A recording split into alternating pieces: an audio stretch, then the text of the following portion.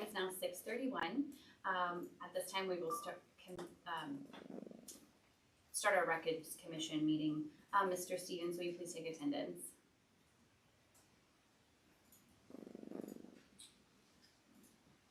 Mrs. Drum? Here. Mr. Maines? Yes. Mrs. Dillard? Here. Mrs. McMurray? Here. Mr. Thompson? Here. So, we can't continue. But although this does not require the full board, this is the Records Commission, and those included are Mr. Moran, Mrs. Drum, and myself as the treasurer. Everyone else is able to participate, however. So, okay. All right. So first discussion item is review public records policy 8310. I guess I'll start with this. So I have attached policy 8310 public records. This is currently the draft policy that we did a first read of at our last December regular meeting. There were just some slight changes in there. If you go to public content and click on the attachment, you can see where we have items in green that are new, and we have some things that have been crossed out, and you can see that it's not very much. Well, I take that back, because when you get to the second page, what has happened is they've taken things that were previously in the administrative guidelines, and they've placed it right into the policy, including what costs are going to be for copies. So this states that we're going to charge 1 cent for black and white pages and 5 cents for color pages. There's no charge for documents that are emailed. So again, this is just the policy that we were working on previously, and instead of putting in what we currently have, I wanted to put in what we are going to when we have our second read. I personally feel that this policy is appropriate for our public records. We're currently keeping track of things. When public records is made to the district, I get notified of that. I have a list of all of our public records, who it came from, the date that we got it, how we got it, whether it was a voicemail, a phone call, an email, and then that we acknowledge them, what they've requested, and what we've done to provide them those records, or if something had to be redacted, and then I save all of those. So we're keeping track of all of our public records requests as well. We don't have any, well, no, that's the next part. So that's all I have on this. I don't think there's anything we need to discuss on the policy, and we're updating it according to Neola's recommendations. I really don't have any concerns with it. I think the process is going well. Yeah, and you were in on that meeting too, right, when we discussed it? Yes, when we discussed this one, we sure were, because Norm was trying to make it just a penny, and I was like, no, black and white, we pay more than a penny for for color. Yes. We pay more than a Yeah, penny because for that was color our copies. discussion. So, because we are legally allowed to charge the costs for those, which is why if it's electronic, it's free. I mean, it doesn't cost me anything to send an email. Well, if you want to get into the weeds, but it's just been updated per Neola's recommendations. Okay. Awesome. And then next is discussion of records disposal. Okay. And this will be me again. So if you go to the content, which is not doing anything for me, I've got nothing. It's all listed for us. I'm getting into it. The manual, 8,000s operations records. Yep. I will just go right into the meeting itself. Yeah, there's no link.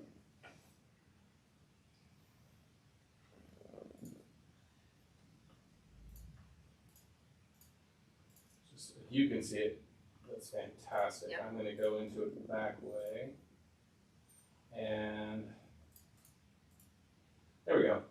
So we've included the administrative guideline, which includes the records retention and disposal on how long we're going to keep certain records for. And this currently is the procedures for that, talking about how we're going to contact the Ohio Records Commission when it comes to disposal of certain records, because they might want to have first right to look at it and say, we'd like to keep that, or it's okay to dispose of it. We currently, I'm not aware of any documents at this time that we're holding on to shred. So if we do determine that records need to be shredded,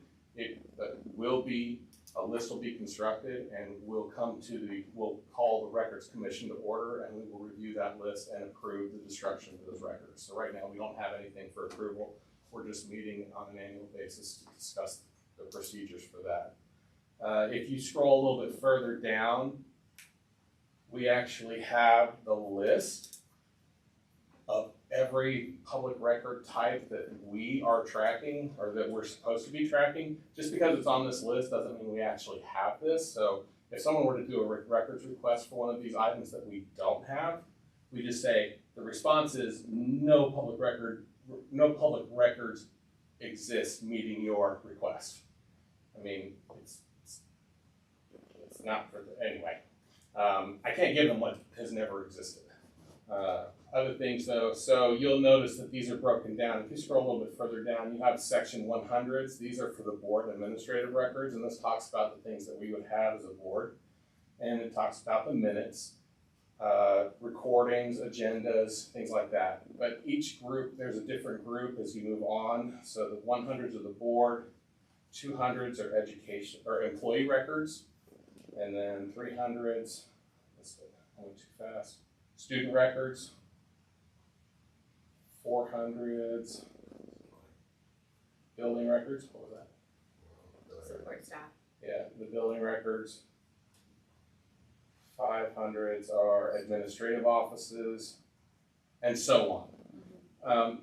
This list, in our policy, it states that we're going to use the listing as recommended by the Ohio Historical Society, and they put out recommendations for different types of public entities. So this is the current list that we have approved with the Records Commission that we approved last year at last year's records meeting.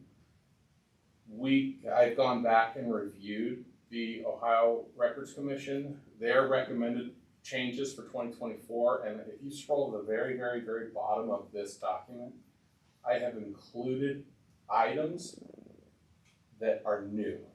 These are items that I found on their list that have been updated as of last year. And so the question would be, do we believe that we should include any of these items in our current list? If we make changes to our list, we will then make those changes and then send that new list up to the Ohio Records Commission for approval. And so have you been able to scroll to the very bottom and see those changes? So like the first item, which is part of the board, they want to add item 138, which is legal advertisements. And they're recommending that we keep these for 1 year. And this could be in electronic format or paper format. You'll notice that the media type is currently blank. So if we wanted to keep these, they're recommending that we do. We currently don't have this in our list. I don't think it's an issue to keep a media notice for a year. And we would have it, we either scan it in electronically or we have it in physical paper media. So there's other items here as well. And under student records, you can see that they have 3 items there, a couple more under student records and 1 under reports. So what is that? 1, 2, 3, 4, 5, 6, 7 recommended additions to our list. So our job, I guess, right now would be to determine if we want to add them, if we want them in electronic or physical format, or both. We've got most of ours are currently paper and electronic. And then if we want it, we'll just make those changes and submit it to the Ohio Records Commissions for approval. So I have a question, Yes, Mr. ma'am. Stevens. Are we keeping some of these things already? Because I feel like as a parent who has a student athlete, like the physical exams, consent forms, all that stuff, I feel like the coaches probably keep I believe we have these already. Yeah. It just wasn't in our requirements. correct. Okay. We didn't have it listed, which is probably why the Ohio Records Commission said, hey, we've kept this off, but we know you're keeping them. So let's put it in So let's there. go ahead and put it in there, okay. Yeah. And then I know student work permits, they have to go through the school to get those as well. Correct. And you can see the recommended time for keeping these. Mrs. Drum mentioned the liability waivers. Those are 3 years after the school year in which the record was created. And then all of those for those 3, say 3 years, 3 years. So yeah, I mean, we do work permits. We have student athlete files. Although I will talk with the athletic directors, because for item 309, student athlete files, the physical exams, we may not be keeping those for 3 years. Yeah, Yeah, because every year they have to get a new one. they have to get a new one anyway. So we can also change the length of time that we feel that those records should be kept. So if we think that we're getting those every year anyway, then maybe it is just 1 year that we keep it and not for 3 years. This says 3 years after school year in which the records were created. So what we decide here, we would need to pass that on to the athletic directors to say we need to keep these records for this many years. So I'm not quite sure how long they keep those, what kind of files they're keeping on the students. Okay. Mr. Moran, are you aware of how they're keeping records for the students? I believe it's electronically. Electronic, okay. So it's probably, So it's probably an electronic file anyway. yeah, so I don't know if those are being superseded when you get a new one, if it's overriding the old one, or if they're keeping them based on the school year. So I'll just have to look into that. Is there a reason that they, like, 3 years seems like a lot of time to keep it physical, so I'm just curious, like, Maybe I would recommend we don't need it. for 3 years, or just keep it all together? Don't even have it, Okay. unless there's some purpose to these. That's my question, I don't know why. Honestly, I'm not going to be giving anyone, a student athlete file No, because yeah, it's anyway. But I'm it's all wondering- FERPA. so a lot of times these things come out And though that because is- something happened, right? Like typically Yeah. these come out because somebody, somewhere, It's something something, they shouldn't be right? Yeah. Cause I know like Lindsay's Law is a big thing and Mm-hmm. that's listed in here. Mhm. So I'm just curious, like, Maybe it's a cover yourself type Kind of of thing. thing. So, have we had like the lawyers look at this or anything to see if, like what their recommendations I have are? not shown this to any attorney. Okay. These are actually, I found these last week when I was in the office, looking for these changes for us to discuss today. Yeah. I have no idea, or I don't know the reasoning why the Ohio Records Commission felt that they needed to put these in there. Okay, Again, these are recommended items, we don't have to include them if we don't want to. But, so I guess we could hold off on adding any of these, we could meet later in the year to we could keep the current records retention schedule we have with the Ohio Records Commission and make changes to it later. So, Mr. Moran, if your comment was, why have these? I mean, I'm not gonna be giving something out like this unless it's highly redacted. yeah, I mean, it's definitely gonna go through an attorney's hand first, for the release, so that we're not right, so releasing we've released student records non-public anyway, yeah. information. I guess the only one that I really feel like maybe we should consider, like, just because, is the board and administrative records. For the legal advertisement. Yeah, for just the announcements to inform public of meetings, hearings, stuff like that, keeping that for a year may not be a horrible idea, depending on, And then, Mr. Moran, item 806, ODE reports and academic reports from ODE. I'm thinking that's the state report card. But why would, that's a state report card document, They can that's access not it our online. document. Access Yeah. it online. Yeah, so that's just making a duplication of who's something keeping that a already record. exists. So I don't know why we would need to keep ODE academic reports, they keep those on us. Yeah, and it's not even ODE, Yeah, yeah, Mr. yeah. Moran's got a point, the Ohio Department of Education Workforce. Yes. So maybe, number 138 is the only one, legal advertisements. Yeah, that's the only one I don't know, you guys can obviously chime in too, but that's the only one that I feel like, We maybe can just use keep that The around. Records Commission, we could look into this a little more and then, Okay. the Records Commission can meet again. Yeah, I mean, I don't believe any of our staff that currently deal with the day-to-day records on students, they're not in here to say why we Exactly, should or why we exactly. shouldn't.